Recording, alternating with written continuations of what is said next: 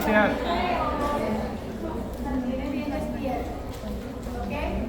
Fíjense, el día de hoy, para que sepan, ya que ellos tienen que se van a llevar la información, la dinámica es que debe cada uno de ustedes tienen que realizar un resumen con sus perspectivas y indicaciones. Claro está que no les estoy pidiendo que escriban el nombre comercial o el principio activo de los datos, pero si se recuerdan que es lo que estamos evaluando, la forma farmacéutica final, que es una variabilidad, ¿verdad? Que ese resumen, que es un resumen blanco, que tiene que cumplir unas características determinadas. Yo les voy a pasar el ejemplo, pero no me podemos hacer el mismo. ¿De dónde van a sacar información para las indicaciones? Bueno, precisamente de las ventajas, de las desventajas, pero una o dos, no hay que se van a conocer, pero es intrínseca, ¿ok? Administrense con comida, administrense con el estómago vacío, las que ustedes consideren ahorita está bien, ¿ok? Al final, quizás se le haga algo mucho más al final del año, pero ahorita es simplemente información que se le está indicando. Todos los estudiantes tienen que estar bien identificados. Bien identificado un récipe y su respectiva indicación. Y en las indicaciones es donde tienen que tomar en cuenta las consideraciones. ¿Cuáles son las consideraciones? Wow. Las ventajas, las desventajas o algún tipo estricto de una contraindicación. ¿Estamos de acuerdo? Entonces, es individual y vamos a tratar de terminar la clase lo más rápido posible porque inmediatamente nos ocupan el salón. ¿Ah? Repito. Se ha acostumbrado con la pregunta, pero es el único sitio donde he trabajado con trabajo. Aprendan a escuchar indicaciones, porque eso puede ser vital para sus vidas. Yo trabajaba con funcionarios policiales y les decía, señores, si usted no aprende a obedecer al primer, ustedes son carne de cañón. En el caso de ustedes no son carne de cañón, pero sí pueden ser víctimas de errores. Recuérdense que ustedes van a ser los directores de la orquesta de la salud, los jefes, los que tienen que saber más y tienen que estar pendientes de todas las indicaciones, de la que le dice la auxiliar, la profesional, el apunto, todo. ¿Estamos de acuerdo? Entonces, repito, la actividad consiste en realizar un récipe donde solo se va a evaluar la forma farmacéutica y los datos pormenorizados que puede tener un récipe. Les voy a dar un ejemplo para que tengan una guía. Y las indicaciones las van a hacer tomando en cuenta algunos aspectos relacionados con la formulación o con la vía de administración. Ahí van a destacar lo que quiero es forma farmacéutica, vía de administración y algunas consideraciones importantes. ¿Cuántas consideraciones? 2 o 1. ¿Ves? 2 o 1. Entonces, fíjense, para ganar tiempo, solamente nos quedaron 4 formulaciones, que una de ellas era los nebulizadores. Muchos de ustedes han visto pacientes o ustedes mismos aplicar un nebulizador. La partícula del principio activo va a estar suspendida en un gas y al presionar va a salir en forma de nieve, ¿cierto? Y mientras más pequeña sea la partícula, más fácil, más profundamente va a entrar a las vías respiratorias. Eso lo vamos a ver un poco más adelante. Ejemplo de ello tenemos el galadón, el sulfato de salbutamol, que es un metal benéfico, que es el factor broncoinatadora por esa vía. Este es un fármaco que se lo va a ganar en autonómico, ¿okay? Y también el bromuro de hidrarrobio, que se utiliza como broncodilatador. Ahora bien, ellos pueden tener una cámara espaciadora que dicen que con la cámara espaciadora que tienen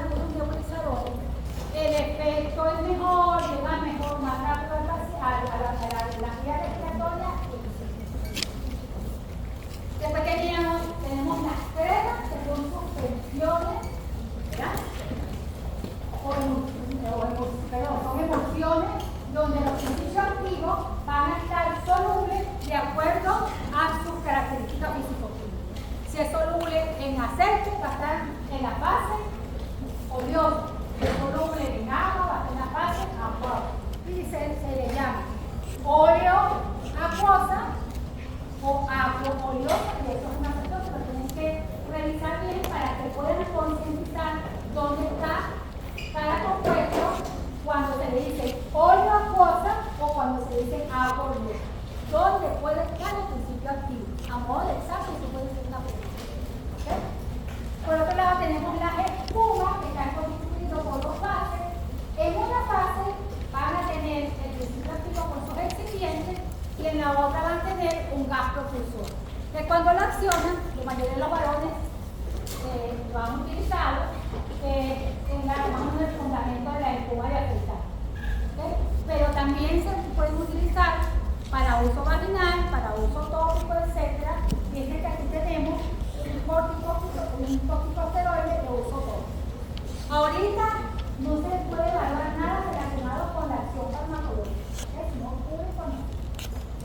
Por otro lado tenemos los geles, que son sustancias insolubles, pero fíjense que no son suspensiones como tal, porque ellos van a estar suspendidos en una red coloidal, que es la que le da la apariencia de la goma. Y se denomina magmas cuando esas partículas del gel son grandes. Y se denomina, ¿verdad? Por ejemplo, sistema de dos clases, por gel propiamente dicho, cuando las partículas del gel son más finas, como el gel de hidróxido de aluminio. Partículas insolubles, pueden ser metales como la fina. ¿Okay? Ahora también, ¿qué otro nombre reciben esas sustancias? Tixotrópico. Tixotrópico o flujos no newtonianos, porque son sustancias que en estado de reposo pueden estar incluso llegar a ser sólidos, pero cuando usted lo agita, ¿verdad?, se fluidifican, se pasan a forma líquida para su mejor dosificación. Esto es un resumen de algunos aspectos que se tocaron con la forma farmacéutica, que viene dado en parte con los objetivos de realizar una forma farmacéutica. ¿Okay? Una de las cuestiones que se tocó ayer por último era que las vías de la forma farmacéutica sólida son más estables que la forma farmacéutica líquida. ¿Por qué? Por la humedad que tiene una con respecto a otra. Y hablamos que la proliferación bacteriana es buena cuando la humedad supera el 10%, ¿cierto? En la medida que un compuesto tenga más agua, entonces va a ser más propicia de ser contaminada desde el punto de vista microbiológico. Otra cuestión importante es, una cuestión importante es que se señalaron cuáles eran aquellas sustancias que se podían modificar su forma farmacéutica para administración. ¿Verdad? De la forma farmacéutica de liberación modificada, pero no se debe de triturar porque puede modificar su valencia, puede modificar la biodisponibilidad de sustancias o la estabilidad de las sustancias. ¿Okay? Dígame. Hablando de que haciendo el recuento, compuestos sólidos son estables pero líquidos. Eso involucra a aquellos que están sublinguales.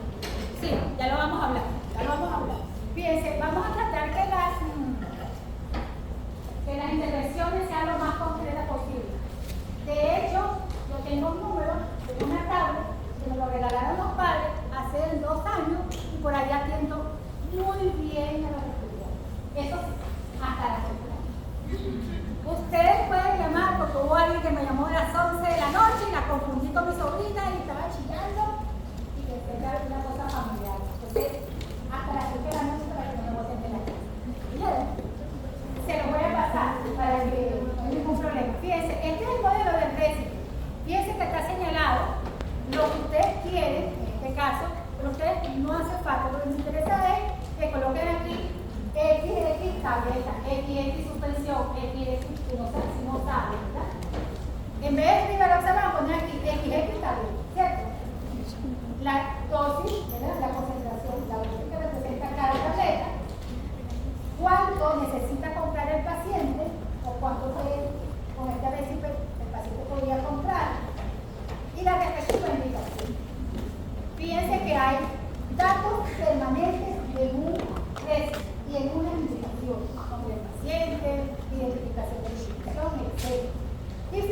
que cuando le hablo de las indicaciones, ya usted dice, ¿verdad? Puede escribir y dice una tableta bioral después del almuerzo diariamente por 3 meses. Las consideraciones pueden estar implícitas o tácitas. Incluso con la partecita de atrás, en una línea me pueden explicar. ¿Ok? ¿Por qué es gastrolesivo? ¿Por qué es mejor? No me acuerdo por qué, etc. Porque todo eso, ustedes dicen que no. Lo interesante en esto es no copiarse del compañero bajo ninguna circunstancia, y lo importante es que yo vea cualquier aspecto para poder remarcar en la información que ustedes capten mayor información. Entonces, fíjense, dígame. ¿Las indicaciones se pueden poner por detrás? Como usted quiera. Fíjense. Entonces, la guía de administración es el lugar donde se coloca el medicamento. Nómbrame una. Nómbrame una.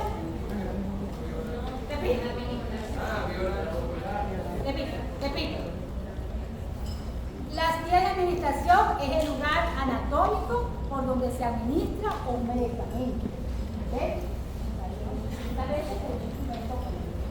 Nómbrame una. Parenteral. Nómbrame una. Una guía de administración. ¿Ah? Nómbrame una. Nómbrame una. Entramos por aquí. Nómbrame una.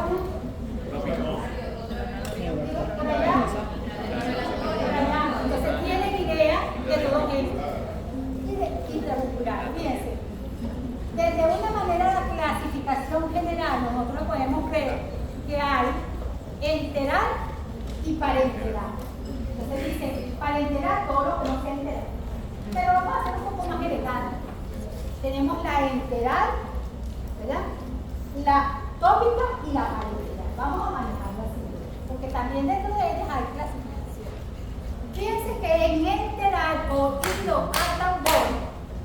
tenemos que es oral, pero dentro de la oral tenemos la que se traga, o sea, la que se deglute, tenemos la que es sin deglución, que era la bucoinspensable, ¿verdad? Y tenemos la sublingual.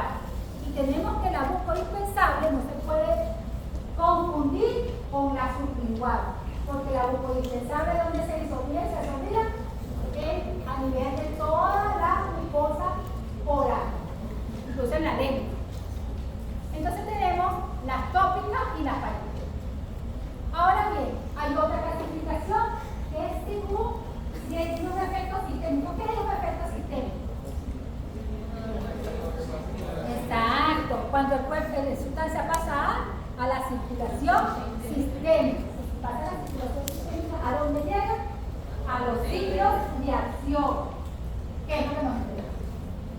Y después tenemos el efecto local, que déjenme decirles, el organismo, el más estático es los apéndices pilosos. Y las uñas, pues después que pasan el lecho uliar.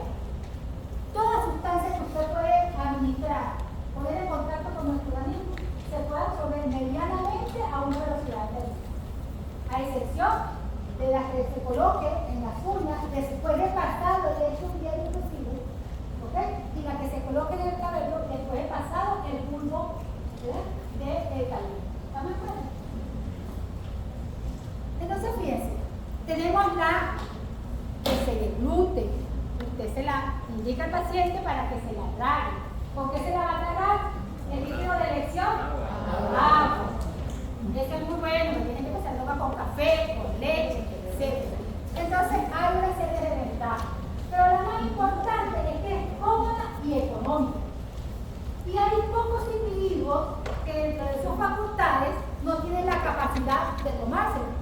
La mayoría de los seres humanos tienen la facultad para introducir, a menos que estén inconscientes. Entonces, ¿qué es lo que pasa? Que vamos a tener inconvenientes importantes, es que si el paciente inconsciente no se puede, si el paciente tiene disfagia o dificultad para tragar, tampoco se puede, y si tiene vómito, tampoco se puede. Fíjense, otro inconveniente es que tiene el famoso efecto del primer paso. Ya vamos a hablar posteriormente de eso, pero después se va a profundizar a la doctora Milla un poco más amplio. Pero para mí me interesa lo que yo le voy a explicar. Que en caso de urgencia como tal, no puede ser la vía oral. ¿Ok? Podría ser otra vía, la cavidad oral, pero no la oral como tal de deglutir. Después tenemos que las medicaciones, las sustancias administradas por esa vía puede provocar lo que ya vimos, irritación gástrica o puede degradar ese principio activo en el riñón. Eso es lo que. Pero otras pueden provocar, fíjense, manchas en los dientes, como por ejemplo las sales ferrosas, suelen manchar los dientes, sobre todo en los niños. La mayoría de las sustancias que se van a administrar por vía oral deglutida, al igual que la mayoría de los medicamentos, son ácido débil o base débil. ¿Por qué es importante eso? Porque si un fármaco que va a ser deglutido, tragado, es ácido débil, significa que es ácido resistente, o sea que no se degrada en el medio ácido del estómago y se absorbe allí. Sustancias ácidas deglutidas se absorben a nivel gástrico y sustancias base débil deglutidas se absorben principalmente en la vía intestinal, ¿okay? Sobre todo en la primera porción del intestino. Primera porción del intestino. Principalmente en la primera porción del intestino. Ahora bien, Las bases en la primera porción del intestino. sí. Los ácidos en el estómago. Entonces, fíjate, ¿qué pasa? Ese concepto lo van a entender mejor cuando hablen del proceso de ionización o no ionización a través de la utilización del ecuador de Anderson celular. ¿Ok? ¿Se acuerdan de eso? ¿Se acuerdan de esa fórmula? Ok. Entonces, fíjense, ¿por qué los fármacos principalmente se van a absorber en la vía intestinal? Por su gran superficie de contacto. ¿A través de qué? De las vellosidades y microvellosidades intestinales. Dicen que es muy amplio si lo entendiera esta vellosidad. Entonces, ¿cómo se va a absorber? Por difusión sí.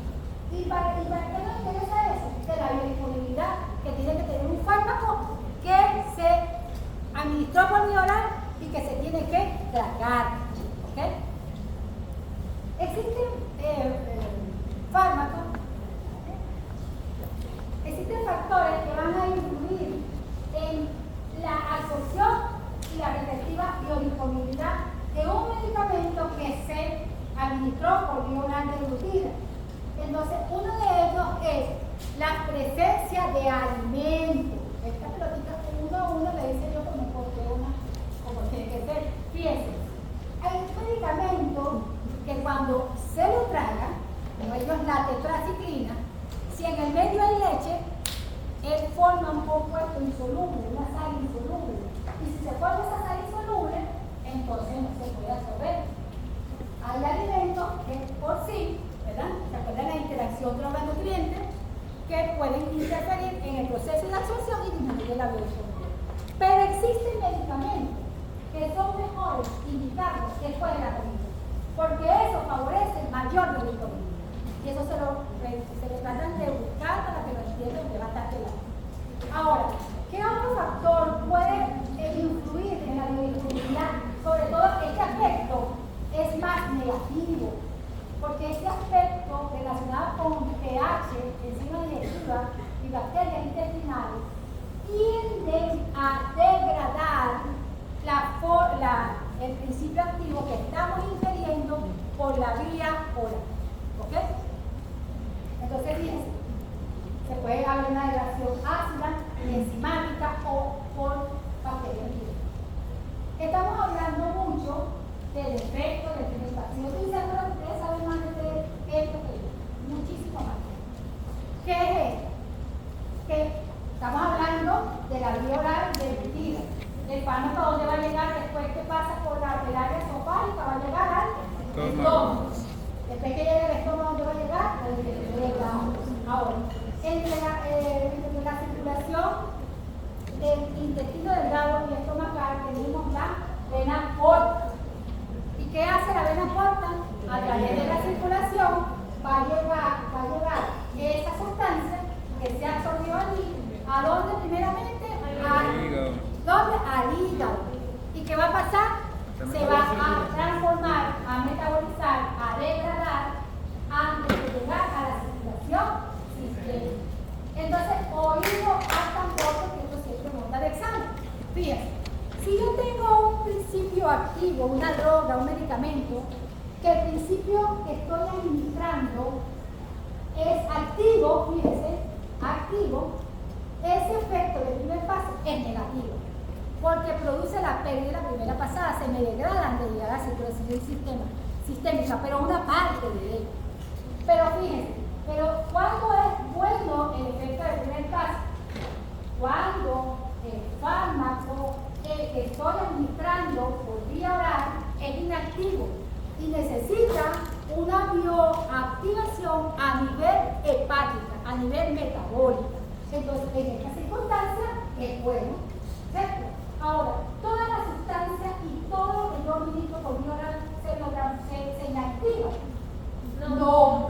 Una parte va a depender cuánto se absorbió, ¿verdad? O cuánto llegó en ese momento a nivel hepático. Pero lo que es muy importante, que los que más sufren efectos del primer paso son aquellas sustancias que necesitan metabolizarse a nivel hepático, o sea, las sustancias liposolubles. Sustancias liposolubles son las que más tienen, porque le dice, efecto del primer paso para cualquier comprimido y no leen la condición que le pongo. ¿Ok? Compuesto liposoluble, compuesto tal, porque tienen que prestar mucha atención, incluso los. Profesora, cuando hablamos de una solución liposoluble o de una solución oleosa, por ejemplo, líquido, que se metaboliza en el hígado, tiene su primer paso. Fíjense, que la lipidosa casualmente no se metaboliza en el hígado. Sufre su transformación a través de un proceso igual a nivel del ácido gástrico. Entonces ahí ya se transforma. Ojo con eso, ¿ok? Porque transformaciones se puede, esta es la más importante, pero a nivel de estómago, casualmente la persona se hidroliza a nivel del estómago, en dos metabólicos, uno activo y uno inactivo. ¿Ok? Entonces, Yendo a la pregunta, estos principios activos, liposolubles, que llegan a metabolizar en el hígado, en un sistema hidrosoluble, pueden metabolizarse a nivel renal sin que el hígado interviniese en absolutamente nada. mira, ese tema mejor lo vas a entender en la parte cuando veas metabolismo, ¿ok? Porque las sustancias que no son anfipáticas no tienen esa conducta que está diciendo ella, ¿ok? Lo que pasa es que la idea central del metabolismo es transformar una sustancia, ¿verdad? Liposoluble a un compuesto hidrosoluble para que sea fácilmente eliminado por la vía renal. Pero es importante esperar que en todo el organismo tenemos enzimas y medianamente va a haber algún tipo de modificación. Pero las marcadas, las que se estudian, las que se evalúan como tal, de forma general, es la hepática. A menos que le digan que determinado compuesto, como la dipirona, se biotransforma a nivel del convertidor. ¿Ok? Entonces, fíjense, la vía oral deglutida, si el paciente está inconsciente y necesita administrar una sustancia allá, se le coloca una sonda nasogástrica. ¿Sabe cuáles son aquellos medicamentos que se pueden administrar por esa vía? Pero lo importante es que estoy señalando aquí que esa sonda nasogástrica puede llegar al estómago y puede llegar a cualquier parte del intestino. ¿Okay? Ahora también, le señalo que el señor que está dormido aquí con la sonda fijada al lado nasal, porque es responsabilidad de ustedes si un paciente se le necrosa el halo nasal por mala fijación de una sonda nasogástrica. Es verdad que es una actividad de enfermería, pero la primera vez la tiene que hacer usted, la tiene que fijar usted, la sonda nasogástrica la tiene que colocar en usted. ¿Ok? Ojo, usted tiene que entrenar a su enfermera, pero usted tiene que saber cómo se hace y tiene que fijarlo. Pero hay que cuidar la punta, porque hay ciertas demandas por el halo nasal necrosado, por una mala praxis en la fijación de la sonda. ¿Ok? También se puede abordar la vía entérica a nivel de una gastrotomía o una diagnóstica. Por otro lado, tenemos la vía sublingual. Fíjense, ese espacio debajo de la lengua es pequeño, pero es muy vascularizado.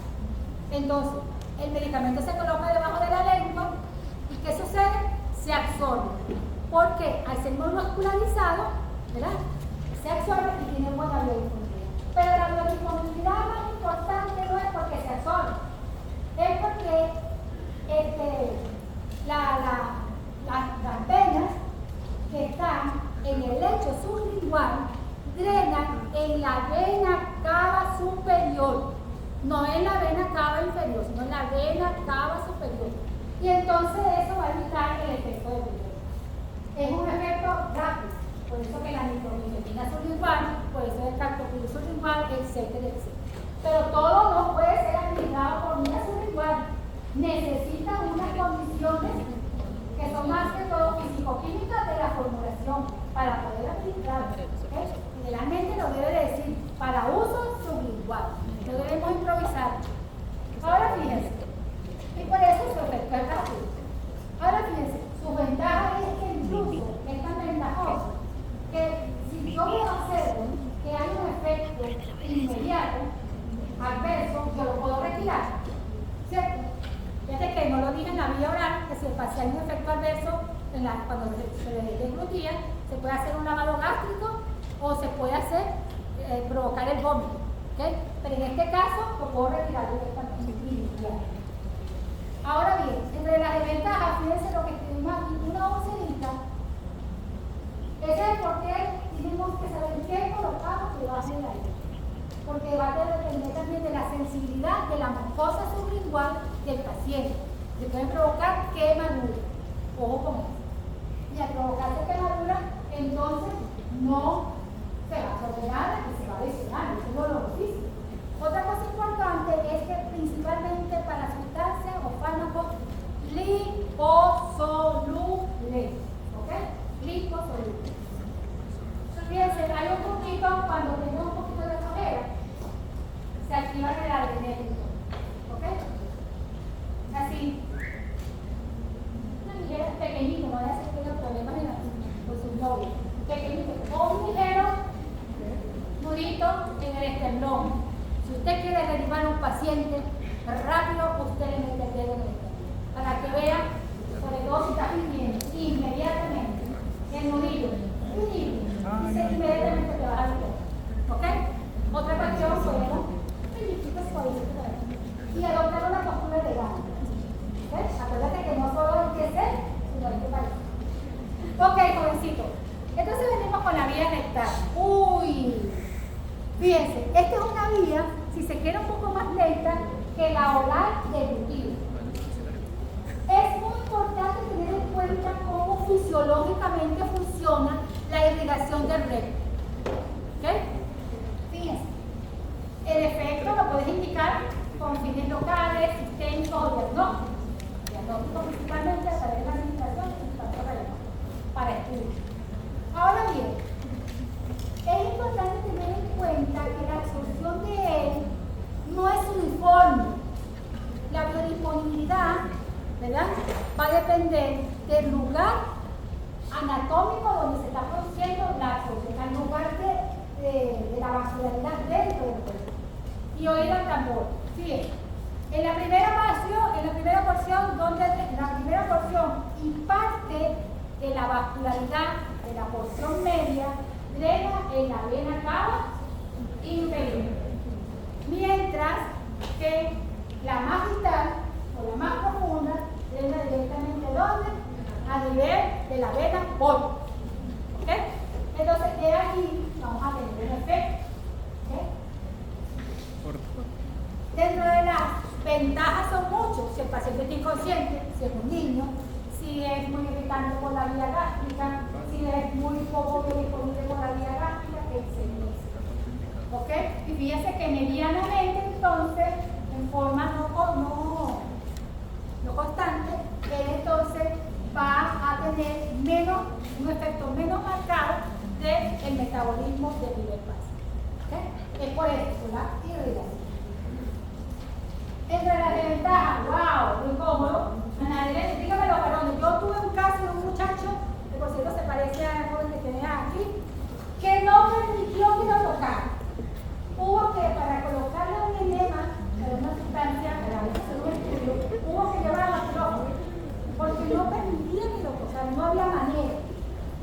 Entonces, eso es normal y respetable. niños se usa con frecuencia, pero cuando los niños están grandecitos no es muy común. ¿Okay? Sobre todo cuando se tiene un estatus convulsivo fuerte, hay la práctica de administrar diazepam por vía rectal y el efecto es inmediato, muy bueno. O disminuir una hipertermia, un poquito de agua temperada por vía rectal podría bajar la temperatura del niño, ¿okay? Pero no debe ser. En cuanto a la vía vaginal, fíjense que la vascularidad de ella, oído al tambor, es análogo al recto. Fíjense que en el recto, mientras más profundo, había más efecto de la primera pasada. En la vía vaginal no, mientras más profundo, ¿verdad? La vascularidad adrenal en la vena cava inferior. ¿Cierto? Todos los medicamentos que se administran por la vía vaginal, ¿verdad?, deben de llegar lo más profundo posible de manera de que bañe posteriormente toda la mucosa. ¿Okay? Y inicialmente, ¿verdad?, la primera porción la van a llenar ¿dónde? En la vena. ¿A dónde? ¿No es vena? Ahí se van a llenar la vena porta. ¿Okay? Pero ¿por qué decimos esto? Que la vagina y podemos pasarla por gota. Fíjense, señores, existen medicamentos como el metronidazol. Si bien es cierto, en línea general, el efecto que yo quiero cuando se administra por vía vaginal no es como la rectal, que tiene 3 efectos, ¿verdad? Que si el sistema, pero lo más importante aquí es una indicación para efecto local. Esa es la más común, aunque también se puede utilizar como aplicando contraceptivos, anillos para contraceptivos, ¿verdad? Así como también para aplicar esto. ¿Okay? Pero fíjense, lo más importante es tener en cuenta que administra un fármaco, si el paciente recibe un fármaco por vía vaginal, el efecto adverso que se presenta puede ser sistémico, ¿verdad? El efecto adverso puede ser sistémico. Si tiene una infección determinada y se le coloca metronidazol, nosotros sabemos que cuando se administra esa sustancia llamada metronidazol, si se consume alcohol etílico, se produce un efecto horrible llamado antabúrgico, que si bien es cierto, va a ser menor que cuando se administra el metronidazol por vía oral, también se va a presentar si el fármaco se administra por la vía intravaginal. ¿Estamos de acuerdo? Eso es lo más importante de esta parte. Entonces, el efecto adverso no deseado relacionado con qué? Con la biodisponibilidad dado por qué? Por la delegación a nivel en la parte magistral de la vida. Las consideraciones para la administración son consideraciones no farmacológicas, pero que usted debe tomarlas en cuenta para explicarle a su paciente. Debe de explicarle a su paciente cómo debe de administrarse el dispositivo. Medianamente se le debe de administrar. Como mínimo, señora, acostada en forma profunda. ¿Ok? Correcto. Como mínimo. Entre la vía parenteral, fíjense que tenemos la intravascular y la extravascular. La intravascular y la extravascular. Y fíjense que esto no es un estudio que estoy haciendo de condición cerebral o condición para medir el consumo de droga ni nada por el estilo. Esto es que si está en rojo, son estrictamente realizadas por los médicos. Señores, no se debe de dar instrucciones generales de la salud. Y si son azules, las puede realizar un médico si quiere, pero usted puede decirle a la enfermera que la administre por esta vía, intradérmica, subcutánea o intravenosa. Y fíjense que aunque son las mejores agarrando vías en el hospital, mucho más que los médicos, muchas veces, la intravenosa, yo la pongo ahí, soso. ¿Por qué? Porque el INE le da la gana a la enfermera, pero la nueva vertiente es que la enfermera ahora tiene leyes, tiene un colegio y no ampara la categorización de la vía venosa, sea central o periférica. Así que si se les niega, usted elegantemente en otra oportunidad la convence por otra vía, pero no la puede olvidar. ¿Okay? Y cada vez cobra más impuestos. Hay muchas telas que cortar desde el punto de vista legal con esto. De verdad, yo vi una mano perdida, cualquier cantidad, por eso el sector psicólogo puede decir que no llega ya aquí. Entonces, hay cosas, detalles pequeños, que tienen que tomar en cuenta para hacer esto. Ahora fíjense, en la vía parenteral ya sabemos que se utilizan sustancias que estéril a pirógeno y se debe estar reservado solo cuando sea necesario. Cuando el fármaco no tenga la disponibilidad por vía oral o por ciertas condiciones, cuando necesitamos un efecto rápido. ¿Ok? Ahora fíjense, entre los requerimientos que debe tener el medicamento para ser administrado por vía parenteral, principalmente son sus condiciones físico-químicas. Condiciones físico-químicas. Y fíjense que se toma mucho en cuenta el pH. Sustancias con pH extremo tienen mucha dificultad para ser administrados por vía parenteral. ¿Okay? Entre ellas tenemos el fenobarbital, la difenilamtoína, que lo va a ver muy bien con la doctora Maya. Otra cosa importante es la isotonía.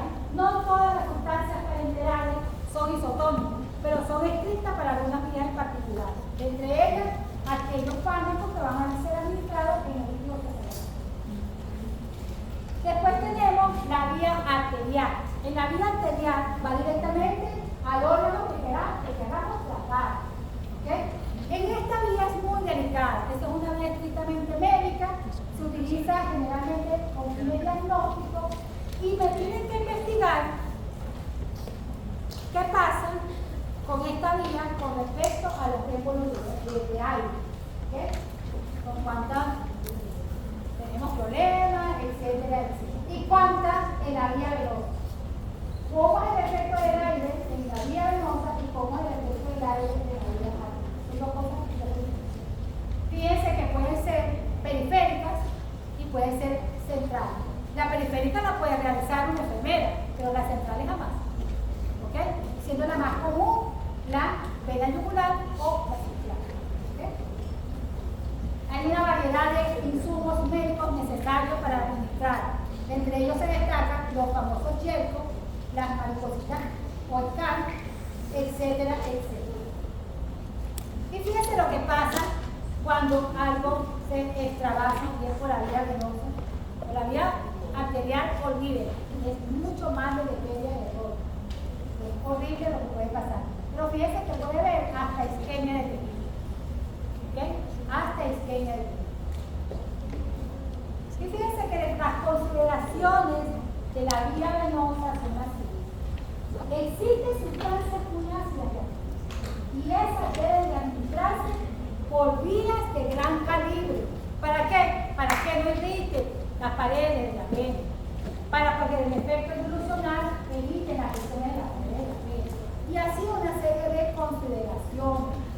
En la medida que la vena sea más grande, de mayor calibre, el riesgo de infección y de septicemia, desde el punto de vista sistémico o septicemia, estamos hablando de septicemia sistémica, es mayor.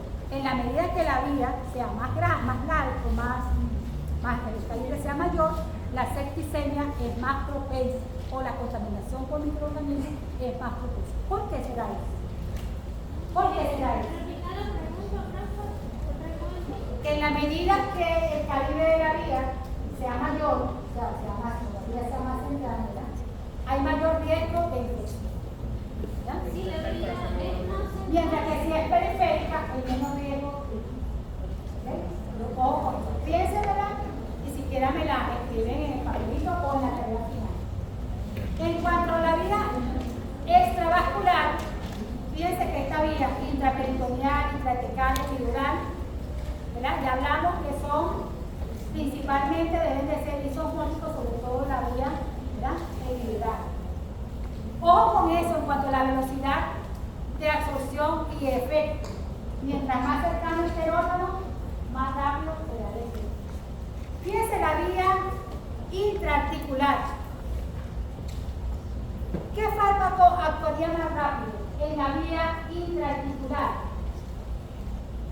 En una presión en la rodilla, ¿qué fármaco actuaría más rápido? ¿El fármaco administrado por la vía intraarticular o el fármaco administrado por la vía parenteral? La intraarticular, porque está en el sitio. Eso fue una pregunta que mucha gente no contestó y no supo entender, no supo explicar. Cuando se le pide, ordena según la velocidad de aparición del efecto farmacológico, tiene que pensar en todo esto muy grande. Por eso es que estas cosas que le está dando así, a grosso modo, acuérdense que están en la Universidad Central, y la Universidad Central exige ciertos niveles que ustedes tienen que alcanzar. Inclusive podían quedar por encima del profesor Cicerón. Muchísimo por eso. ¿Ok? Entonces, en la intraarticular se colocaba directamente. Después tenemos esta vía, la intradérmica, fíjese el ángulo para administrarlo, donde colocamos el medicamento en la dermis, y es el volumen que se coloca aquí es muy pequeño, 0,2 mililitros. Fíjense que a pesar de eso tenemos efectos sistémicos y es una vía útil para realizar pruebas de alergia, así como para ciertas vacunas. ¿Okay? Entonces, ese sitio también es doloroso. Y donde solamente he visto y le aplican hielo antes de administrarse es cuando uno va al área estética. Porque en el área hospitalaria no se aplica hielo. ¿Cómo funcionan las parches térmicas? Ya lo vamos a ver. Eso lo vimos ayer. Entonces tenemos la vía intramuscular. Entonces esa irrigación, en la medida que sea más irrigado, entonces la sustancia va a llegar más rápidamente a la circulación sistémica. A mayor masa muscular, mayor irrigación, ¿cierto? A mayor movimiento, mayor irrigación. Y fíjense que hay que tener mucho cuidado con el lugar anatómico porque podemos lesionar un nervio, ¿ok? Podemos provocar un daño irreversible. Entonces se insta en la región intramuscular, la más utilizada es la dorsofrútea, en el área, ¿verdad? Fíjense, en el ángulo superior externo. No se puede decir derecho ni izquierdo, es externo, ángulo superior. Y el ángulo de la inyectadora debe de ser de 90 grados. Acepta sustancia lipófila, o sea, oleosa, y también hidrógeno. Y el volumen es mucho más grande, hasta 7 mililitros, aunque yo no estoy de acuerdo. Yo diría que un máximo hasta de 5, que es lo que está regulado. Y hay que tener cuidado para evitar dañar que el nervio ciático. Por este lado, entonces, aquí, en el deltoide, tenemos que tomar las medidas porque ahí tenemos el nervio radial. Entonces también hay que tener cuidado, fíjense, que el volumen es menor. Son 2 días. Hay una serie de precauciones que se la pueden leer, ¿verdad?, con facilidad, y está estrictamente contraindicado el paciente que esté anticoagulado. ¿Ok? Si el paciente está anticoagulado, no, ¿por qué? Porque se forman hematomas. En la vía subcutánea, el medicamento se coloca en el tejido celular subcutáneo. Fíjense el ángulo. Ahí hay que cuidar, al igual que la intradérmica, que el ángulo dice que es hacia arriba, que es la parte filosa de la piel. ¿Okay? Entonces fíjense, en esta se pueden administrar medicamentos que inclusive se tienen que utilizar en forma crónica. ¿Okay? Se pueden utilizar, por ejemplo, la insulina, la aspirina, etc.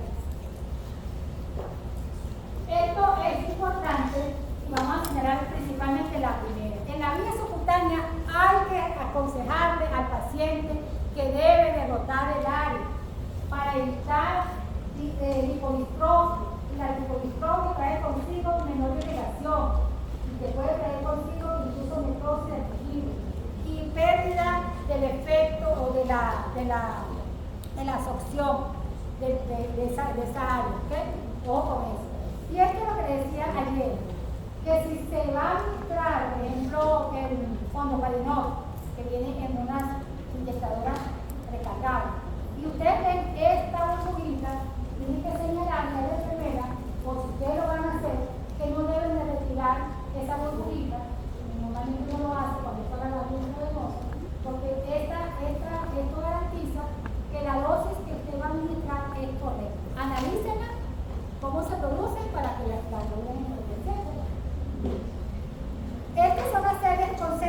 alteraciones que se pueden encontrar a nivel sanguíneo en función del tiempo de las diferentes vías de administración. Bien, cuando es intravenosa, el efecto máximo es en el tiempo cero, pero en las otras vías donde se necesita actuación en el tiempo cero, la concentración es cero. ¿Okay? Entonces, repito, en la intravenosa, en el tiempo cero, la concentración es máxima. Y en las vías que necesitan absorción, en el tiempo cero la concentración es cero.